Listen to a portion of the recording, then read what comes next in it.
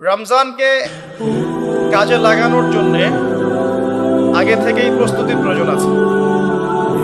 যে ব্যক্তি নামাজ পড়ে না 5 ওয়াক্ত, রমজানের প্রথম দিনেই সে 5 ওয়াক্ত নামাজে হয়ে যাবে, এটা কিন্তু ডিফিকাল্ট। এই জন্য এখন থেকেই নামাজের চর্চা করতে হবে। রমজানে কয়েকটা কাজ খুব বেশি বেশি গুরুত্ব দিয়ে করবেন। 1 নাম্বার, জামাতের সাথে 5 ওয়াক্ত সালাত মারা যাবে ইনশাআল্লাহ। 2 নাম্বার, নিজের মালের যাকাত দিয়ে দিবেন। এটা কি ব্যবসায়িক সমিতির উদ্যোগে প্রোগ্রাম? নিজেদের মালের যাকাত হিসেব করে মুফতি সাহেবদের কাছে যাবেন, কওমি উলামায়ে কেরামের কাছে যেতে পারেন, গিয়ে যাকাতের আপনার নিসাব হিসাব করে নেবেন যে আপনার কতটুকু যাকাত এসেছে, এবং এটা দেওয়ার সবচেয়ে উত্তম সময় হচ্ছে রমাদান মাস। যাকাতগুলো দিয়ে দিবেন, আল্লাহ পাক তৌফিক দান করুন। সাদাকাতুল ফিতর দিবেন রমজান মাসে।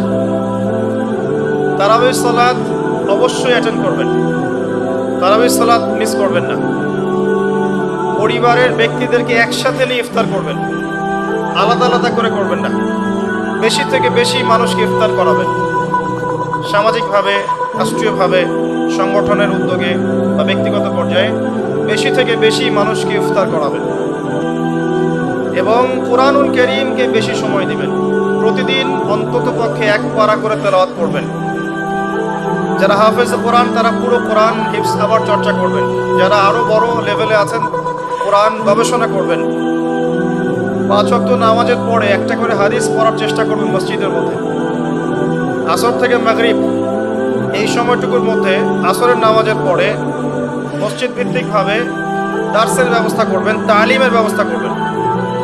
30 দিন 30টা আলাদা আলাদা টপিকে কথা হবে, জনগণ জানতে পারবে। পারা যাবে?